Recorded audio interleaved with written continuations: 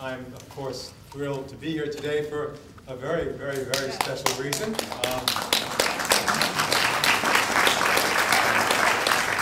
I was told that I can use this, but only on a limited, I'm hooked, only on a limited basis. Otherwise, my privileges will be taken away. I can give you 50, 100. The biggest deal for me today is that my stepdad is here and my mother are here. So, here we are right here. Stand up, please. This is my mother, Rhoda, and Carl, and Phil. So, I'd like to stand real tall, and thank you, Mom. You can be seated. And finally have 25 minutes of uninterrupted time to talk to my mother. How often do you actually get 25 minutes of uninterrupted time to talk to your mother? So I'm not in a rush for this talk to be over with at all. Today's talk is actually called Total, believe it or not, T-O-T-A-L. And it actually comes from a story that I'll be sharing with you in a little moment. When we were growing up, we grew up in the Jewish widow divorce section of Great Neck, Long Island, back in the 50s and 60s and 70s. And if you remember that time, that was a very volatile time. People were going through tremendous upheavals and transformations. And you either liked what was going on, or you didn't like what was going on. But you couldn't resist the times, because they were there, and they were very powerful. And my mom was in her mid-20s, what were you, 30, 25? We were just like, I was a baby. I was 14, 15, 16. My mom was, can you imagine, just growing children, 20 years old. And now I've got, kids that are 45, pushing 50. It's amazing to think that we lived through those times. But we did, and they were amazing times. They were powerful times. They were transformative times. And my mother was young and beautiful and really into what we were into. She was into exploring things. She was into trying new things out. She was into actually giving life a try at the deepest level. And we'd have these amazing conversations. I don't know if you remember all this, Mom, but this is my recollection of what we experienced. We had Richard Rome living right next door in the apartment building right across from me. And he used to open up the window and he'd say things to me like, "Hey, Levy, you want to go have a moke?" A moke? A moke was slang for a cigarette. And this was so my mom wouldn't know we were going to go up on the roof and have a cigarette, And who knows what else we had up there. But my mom, I don't think really cared anyway. Have a moke, a moke, like we didn't know what it was. And then we come back and we talk with you, Mom. I don't know if you remember, but I used to share things with you like my love of the truth and Ram Dass. And Be Here Now, that blue book. How many here read Ram Dass and Be Here Now? And Autobiography of a Yogi by Paramahansa Yogananda. All these different books that were on the cutting edge. And I'd share with them with my mom, and she'd really be interested in all of them. And one of the things that I remember on this spiritual exploration was how easy it was for her to try new things. So do you remember Dr. Doden in the 7th grade, Mom? Dr. Doden said to us, there's a new cereal that just came out. It's called Total. It's before all of us were totally freaked out by anything with might have wheat or GMO. Bad, bad. Back in these days, this stuff we thought was good for you. And they still sell the cereal, by the way. And it gives you 12 of the known vitamins and minerals for you to take. If you take one bowl full of this, you'll get all the vitamins and all the minerals you need for today. So I was thinking about how remember, Mom, when I came home and I said, how many years did you and I eat Total cereal? 10, 20, 30, 40, 50 years of eating Total cereal. So this is the visual for today. You are totally and awesomely connected to God. Do you know that? Do you know that you are one with a spiritual essence and presence that you can never be separate from? Not even for one teeny, weeny, tiny moment. You are one with the totality of all that God is. Isn't that exciting news? Mm-hmm. I am one with the totality of all that God is. Say that with me. I am one with the totality of all that God is. Now the word God, Maureen's making me sit down. The word God is loaded for a lot of people. There are some people here who don't like to hear the word God. So don't Use the word God. Give me a break. Use something else. Put your hands over your ears. Use higher presence or greater power or deeper wisdom or that which I know I am beyond what I think that I am. Don't get caught up in the word. The word is not important, is it? No. The most important thing is your awesome connection to the presence and power of the totality of the universe, of which you are a part. It is your birthright to be connected to that which you are in a conscious way, not an unconscious way. Do you know that? That's what we're here for, to awesomely be connected and reconnect with who we are. I feel like, and I like this word too, just for a second. I like the idea that unity is a spiritual exploratorium. Unity, say that with me, is a spiritual exploratorium. Now, I know exploratorium is not a word. I know that. But I like making up words. We're here to explore, discover, and uncover who it is that we are. That's what we're here to do. And so we are on an exploration to go boldly where most people don't want to go at all. And we said they don't, but they do, but they don't. They think they don't want to, but the truth is you do want to. You want to be awesomely connected to who you are because you already are. But what you want to do is be awesomely connected to it in a very conscious way. And so we're studying a book that's going to help us do that. How many are reading Tibetan Book of the Living and the Dying? I love that book. I think it's amazing. And I think everyone here should take a look at it because it really helps us get that we are connected to something greater than what we appear to be. Last week we called it Rigpa consciousness, right? It's that which we truly are. It's our divine essence, our divine nature, our Buddha nature, our Christed nature, our connection to that which we are. And we said Sam consciousness was just a covering over of that which we truly already are. So every time you're awesomely connected to that which you truly are, you reconnect with the source of your beingness. Do you know how powerful that is to do that? And so now we're in, believe it or not, only on page 31 in the book. And I wanted to review something with you very early in the book that he reviews in here. And it's something we've reviewed before. What's that? Sit down. Yes? Sit down. Down. Down. Number 9. Sit down. Sit down. I do whatever she tells me. Because like I said last week, she's the one I have to deal with when all of you disappear. And so we are connected to this divine energy and this divine substance. It is what we are. It is what we come from. It is deeper than whatever appears to be appearing in our life. And the thing I want to share with you today from page 31 is something we've looked at before. But Maureen gave me permission. Because I always ask her and say, it's been about, I think about 5 years since I shared autobiography of everybody in 5 chapters. We all know this one. You all know autobiography in 5 chapters, right? How many of you don't know autobiography in 5 chapters? You will in a few moments. And this, by the way, isn't someone else's autobiography in 5 chapters. This is your autobiography in 5 chapters. And if I can think of one thing that's, Bob, that defines this story that we're involved with here, waking up to this spiritual exploratorium that we are, it would be this story. So this one, the first one is chapter 1. Let's go to chapter 1, see if it sounds like anyone you might know. Vanna, I walk down the street. There is a deep hole in the sidewalk. I fall in. I'm lost. I'm hopeless. It isn't my fault. It takes forever to find a way out. Sound like a chapter you know about? Let's go to chapter 2 and see if you recognize anyone here. Chapter 2, I walk down the same street. There is a deep hole in the sidewalk. I pretend I don't see it. I fall in again. I can't believe it. I'm in the same place. But it isn't my fault, you see. It's somebody else's fault. I'm innocent.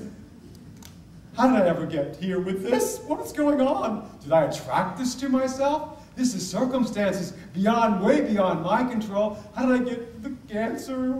How did I get somebody who doesn't love me? And how did I get my money taken away from me? How did my life fall apart? How did all this happen? It's happening to me, not through me. Life happens to me. I'm a victim of circumstances and challenges I cannot do anything about. It's not my fault. It's the Obama administration. That's the problem. If we just had a different administration, that's what we need. A woman president, a man president, a dog for president. Who knows what we need? I don't know. Woof, woof. I'm not even sure anymore what we need. But it's not my fault. It's not my fault. Whatever's going on has nothing to do with me. But the truth is, if you're here, it has something to do with you. Or you wouldn't be here. Hello. This is not guesswork here. So chapter 2, unconscious lifetimes. And then we come to the curse of being invited to a Unity Church service. That's when someone says to you, you want to go to a Unity Church service? And you say, religion? Ugh. Religion is for people who don't deal with reality. I'm from Missouri. Show me stuff. I'll believe it when I can taste it, see it, touch it, and smell it. Then I'll believe it's real. Otherwise, this God in the sky that I go to when I die, you can keep it.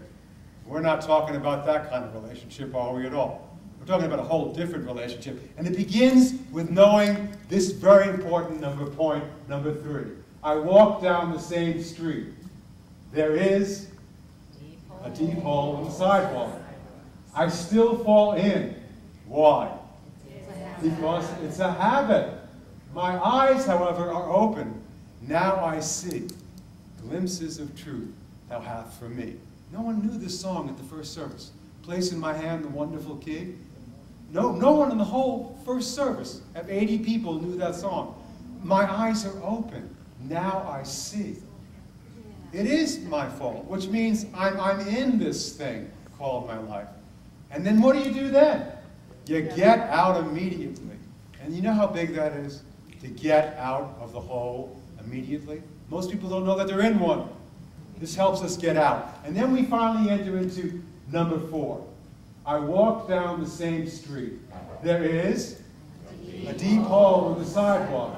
I walk around it. And then we have what I call a really, really, really, really good day. And we walk down another street. Don't you love those days? Don't you love those days? You see them, you know them, you're in them, and you are so happy that you're walking down another street. I can't guarantee any of these will always be with you all the time. I prefer, my preference to stay as close to number 3 as I can say, and stay, but sometimes I can't.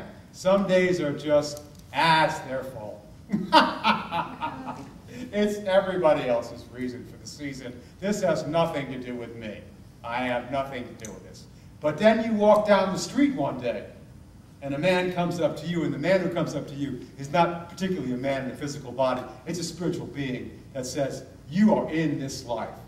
Stop pretending you don't live here. Stop pretending this isn't about you. Stop pretending you believe in some morphogenic God in the sky who you go to when you die. Your life is a series of choices that you continually keep making. And your life has been put together one brick at a time, one choice at a time. You are not having life happen to you. It happens. And what a difference any one day can make when you decide, my life is not happening to me, it's happening through me. And then you enter your conscious intention to what you would like to receive from the day, not waiting for someone else to give it to you. We have Emerson staying at our house for a couple of weeks. She did her first week of summer camp. And a part of her, she's 9 years old, didn't particularly want to go to summer camp. I think she just wanted to kind of have some time off and be at home and not have to go to camp. So when she reluctantly said she would do it, we took her there for the first day to go to the aquarium. They're having a program there. And we'd meet the bus at a Lowe's, and the bus pulled up to take them to their summer camp. Because you know the bus always pulls up to take you to the next thing. You understand that? The bus always pulls up. believe me, the bus pulls up. And you get to take a seat on the bus of life. You get to take the seat on the bus of life, like the restaurant of life, right? And you get to sit by a window on the bus. Isn't it amazing you can be in a bus with 30 people and no one sees the same scenery going by? What is that about us? Because we're all looking through things, through our perceptions and our choices and our filters. And so Emerson was going off for her first day. And I could see it on her face. She didn't want to go, but she went. And then we went back, picked her up at 3:30. 3:30, the bus comes back and drops you off once again. And she gets out of the car, and all of them are like, there's nothing worse than a bored 6, 7, 8, or 9-year-old like, I didn't want to do this, they made me do it, I hate it. So she gets in the car, as you get in the car, and I said to her, I asked her a question. So I said, Emerson, it's just Papa. On a scale of 1 to 10, what would you give your day experience? And I thought she was going to say 2 or 3, especially from the look on her face. She goes, I give it a 7. A 7? Andy, if your kid said 7, you'd say, well, that's not that bad. Anything over 5 is better than a 4. You know? So a 7 is not a bad day. So I went, cool, I can go for 7. So the next day, we woke up and what did we do? We took her to the bus. By the way, we're all bozos on the bus of awakening. If you think anybody's further along on this than you are, you're not. If you're here, you're here. And so I said, well, I want to give you a little metaphysical lesson because, you know, you got to do that. I got to help you with this. Now today, I would like you to practice being a person of increase. Rather than come into this day thinking, what am I going to get from today? And I'm going to wait till it comes, and if I don't get it, I'm going to be sorely disappointed. I'm not going to be totally awesomely connected to it. I'm just going to wait for it to happen. And if it doesn't deliver, then I'll be disappointed. I said, you today have a choice, as you do in this room, to choose, regardless of your circumstances, to be a person of increase rather than a person of decrease. You can choose today to decide what you want to experience from today, not by waiting for it to come to you, but allowing it to be given through you. And that happens choice by choice, moment by moment, by everything in your life you've ever said yes to, and by everything in your life you've ever said no to. So I want you to see if you can be a person of increase today. And you go and you have the most awesome day you've ever had, not because somebody else will give that to you, but because you're going to do what? You're going to bring it to the day. Okay, so that was my speech. Speech, minister, speech. You're used to speeches. And so she goes and has her day. I come back to pick her up later on. I said, I'll have a question for you, questions for you at the end of the day. So that same day, picked her up, the bus came back. And I said to her, so, if you were to give this day a rating from 1 to 10, what would you give today? And she said, I'd give it a 9. I said, you'd give it a 9? Number 9, number 9, number 9, number 9. Beatles fans, number 9, number 9. I'd give it a 9. Well, that is really, really good. Good answer. Good answer. Do you see, when you are a person of increase, what you choose to bring to each day changes the experience that you have of that day. Isn't that beautiful to know that? Because you're awesomely connected to one presence and one power. You live in a spiritual exploratorium where you're here to explore the deeper depths of your being. But life is not going to give it to you. You're going to have to give it to yourself. That's how God works here. That's how God gets focused on planet Earth. As you go walking down the street one day, there'll be a hole in the sidewalk. There'll be mistakes that you'll make. There'll be things that you'll fall into. But you can, at any one moment, switch from waiting for life to give it to you to decide that you're going to be the person to give it to your day today. And doesn't that make all the difference in the world? Every single day becomes then a precious gift. I thought I was just letting this day happen to me. It doesn't just happen to you. It happens through you. And And each time you make that decision, incredible things happen. Your brain begins to switch from getting to giving, from being a person who's waiting for it to happen, who's someone who's allowing it to move through them with effortless ease, joy, and grace. Isn't that exciting?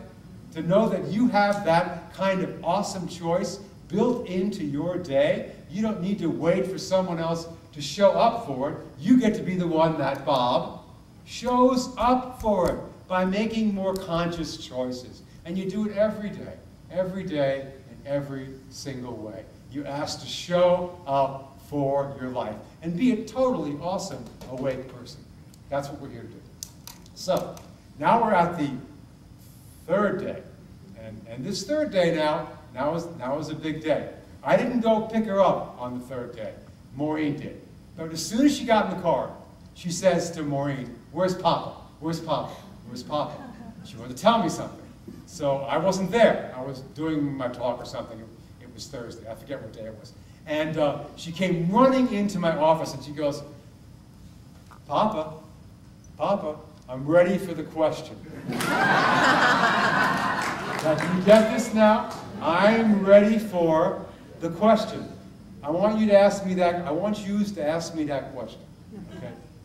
I want you to ask me the question. If you were to rate today on a scale of 1 to 10, what would you give it? And she went like this. I would give it an awesome total 10. She went slap, slap, and gave me 2 high fives. Why? Because she chose to impress her intention and will upon the day that she had in front of her. And you know what it did? It changes your whole experience of the whole day. Isn't that awesome? Yeah. And you and I have that kind of power. We won't always be able to show up that way. We won't always be able to come with that kind of intention, but just to know that we can lean into it makes a huge difference. And then the brain begins to shift. Literally, the prefrontal lobe of the brain, the place where you are a placebo, you're giving your life to yourself, it becomes open to you. You're able to actually form and shape and mold matter. That's how much your mind and your thoughts and your feelings move through you, but we don't know it. We don't know it because we're often so darn asleep all the time. And then you know what co-creative partnership with God is all about. Then you enter into this thing where life just becomes like this game that you play. I've seen Alan play life on his boat. I've seen him do it without even thinking about it. You start to play with this incredible masquerade called waking up. You start to go, my Lord, was it really always this easy? And could it ever be this much fun? And it can. But you got to stop waiting on some other total God from some sky to come dropping down and going, hello, I told you it was about waking up. I told you it was organic. Come on. No, you got to start living out from the bowl of cereal with 18 vitamins and minerals. With every particular serving you've got. You serve the gift of this to whom? Yourself. To yourself. There's nobody else here but oneself. And we keep giving to ourselves over and over and over again. So let's go to our lesson summation just for a moment and take a look at our life in 5 chapters. Chapter 1, I walk down the street. There is a deep hole in the sidewalk. I fall in. I'm lost. I'm having a hopeless day. It isn't my fault, and it takes forever to find a way out. Some days are just like that. Get over it. Chapter 2, I walk down the same street. There is a deep hole in the sidewalk. I pretend I don't see it. I fall in again. I can't believe it. I really can't. I'm in the same place. But you're not in the same place. I didn't bring this up before. You're never back in the same place. It's a spiral universe. Even when you meet it, it seems the same. It's not the same. You're meeting it at a different place because most of the time, if you have teachings, you get through it quicker and faster. Number 3, I walk down the same street. There's a deep hole in the sidewalk. I see it's there. I still fall in. It's a habit. My eyes are open. I know where I am. It is my fault, not because I'm a bad person, but just because I'm here. And then I get my butt this and butt out immediately as quickly as I can. And then we go to chapter number 4. I walk down the same street. There's a deep hole in the sidewalk. I walk around it. And on a good day, I walk down another street. And people can't wait to follow you when you are choosing to be the one to lead them to a different street. As I went walking down the street one day, a man came up to me, a woman came up to me, a spiritual being showed up within me and showed me a different way. And I'm choosing to follow in that way, in that truth, and that light today, right here and right now. So, question. If you were to rate today so far, on a scale of 1 to 10, what would you give it? A 10, an awesome 10, okay? So now what I want you to do is turn to someone and tell them, I'm going to have an awesome 10 day today, and slap their hand. I am going to have an awesome 10% day. I'm going to do it because I can. Because I can. Because I can, because of who I am. Because of who I am. Have an amazing total day. It won't be up to anybody but you. Namaste.